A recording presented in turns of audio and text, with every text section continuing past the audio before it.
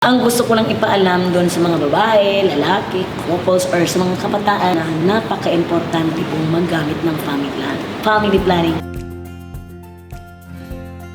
Madami po tayong pwedeng tignan.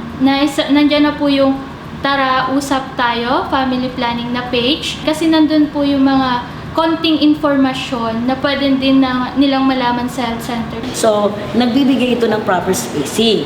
Ngayon, pagka magkaroon ng proper spacing, unang-una sa part ng babae, maibalik na ng wasto ang kanilang kalusugan.